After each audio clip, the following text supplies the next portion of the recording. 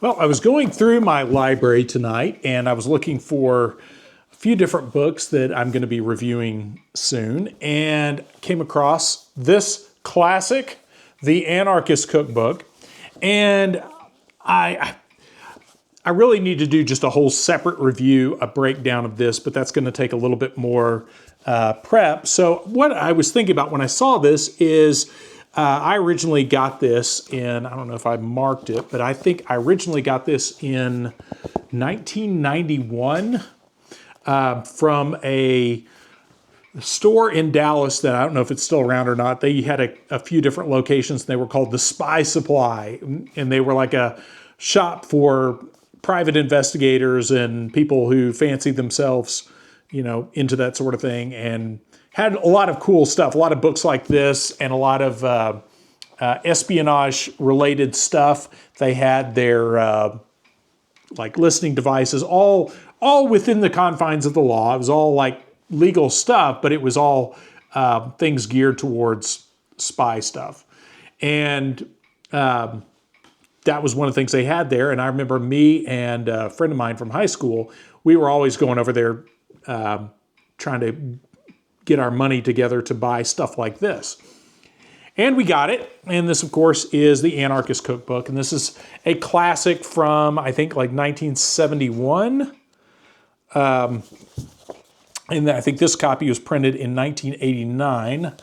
But why I wanted to get this out is a disinformation tactic that I think is a really important thing to be aware of. And I'm sure if you're watching this channel, you're probably aware of this tactic.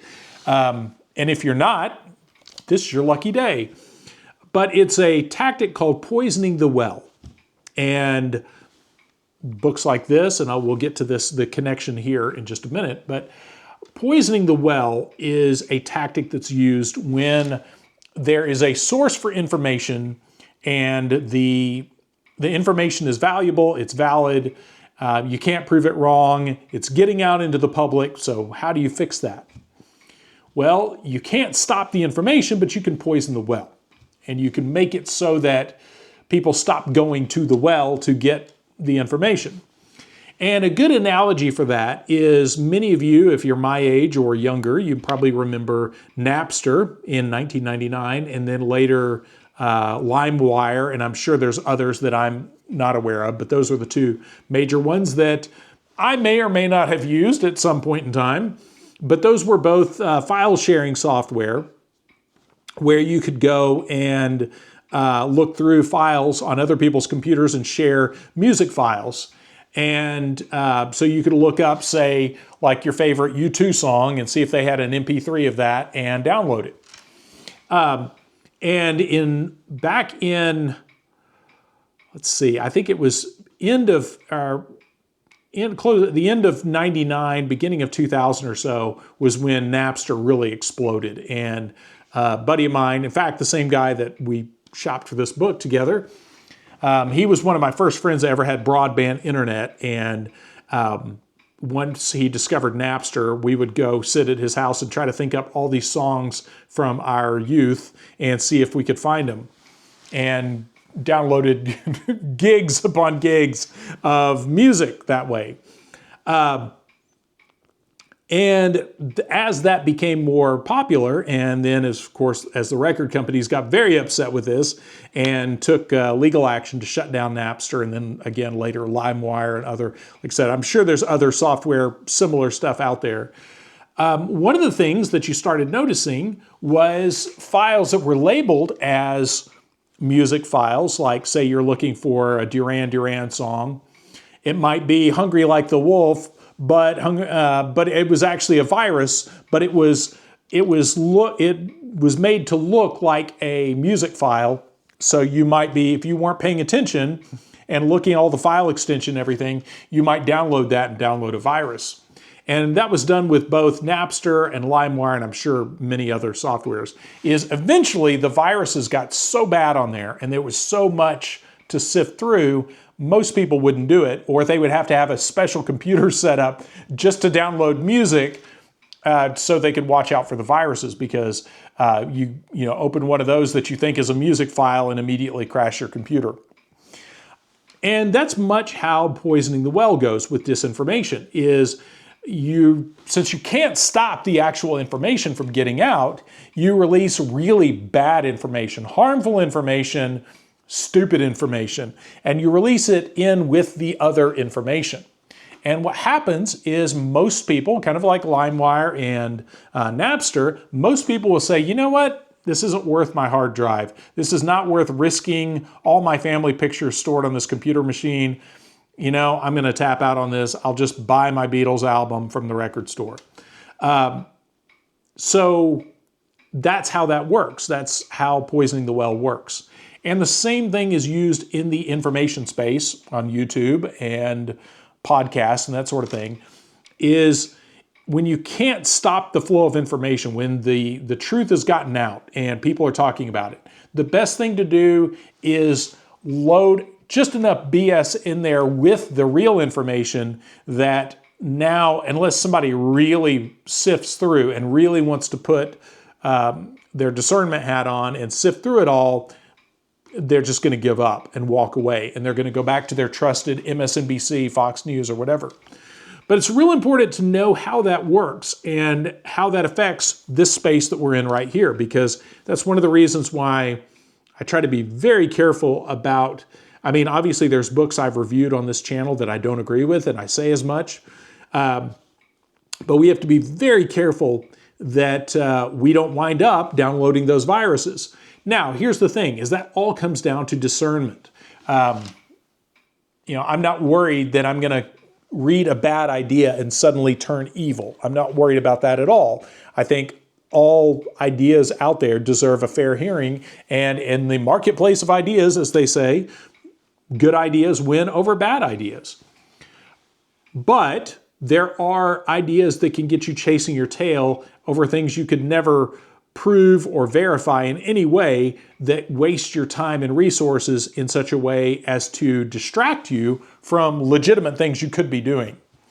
So now, is the Anarchist Cookbook, is it necessarily like that? No, but it could get you blown up if you try some of these recipes in here and don't know what you're doing. Actually, a friend of mine who had a chemistry background borrowed this from me in college, and when he brought it back, he's like, man, you should really make sure you don't ever try any of the formulas in there, because some of that stuff could get you killed. Some of it's just a matter of omission of certain steps are left out and things like that. But as a result, if you were to hang your hat on a book like this, you could, best case scenario, look really stupid. Worst case scenario, wind up dead.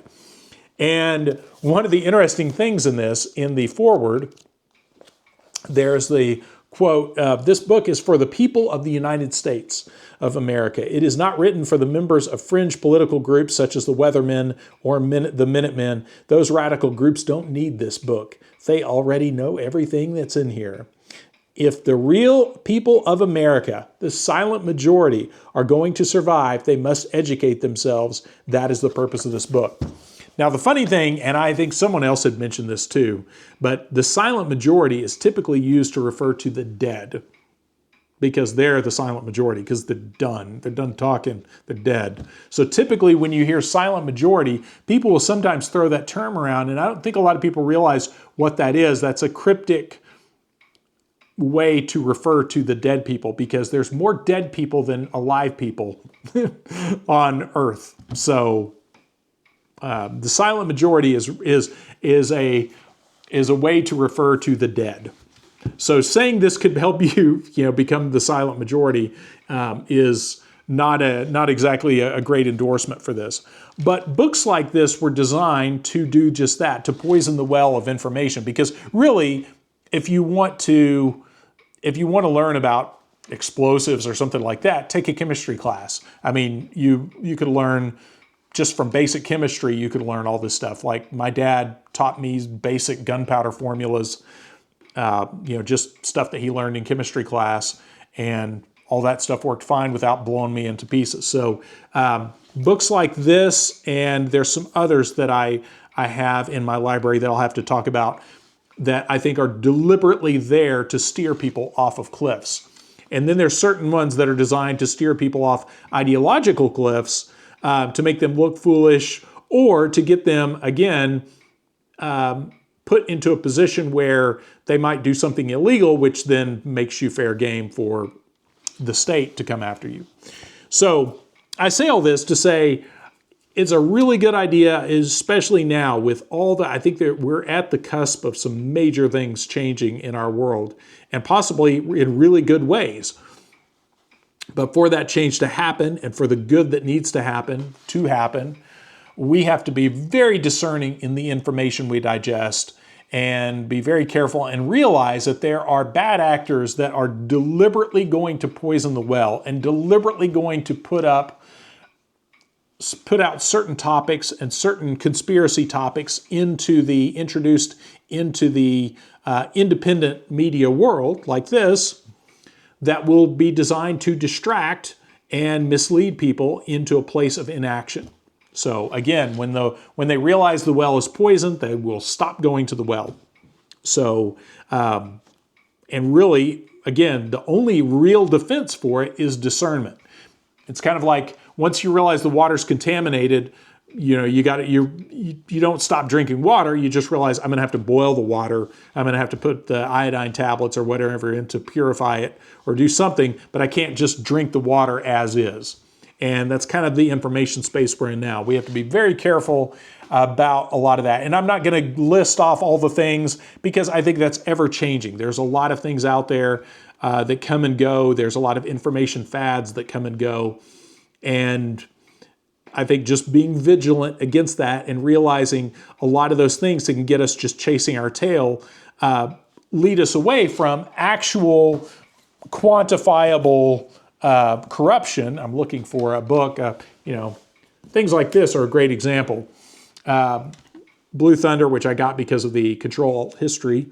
I'm talking with Andy about this book, so this is on my reading list now. But books like this that really get into real quantifiable corruption cases, that's different than just wild, broad, speculative, it's the reptilians or whatever. So anyway, I just put this out as a word of caution. I think I've mentioned before in some of my commentary videos, I had an acquaintance a few years ago who was in Army intelligence and told me about how they had created some of the truther Facebook groups. And when he said that lights went off in my head. I was like, that explains so much. Army intelligence, if you haven't met anyone in Army intelligence or encountered that is a weird area of the military. Any intelligence branch of any intelligence service in the branch in the military, they do some weird stuff. And that goes for the OSI, Army intelligence, naval intelligence, all those guys do some strange stuff. This guy even told me about when they were in one of their training things, they would actually basically do gang stalking on the general public. They would pick out targets in the general public and tail them to learn how to do that.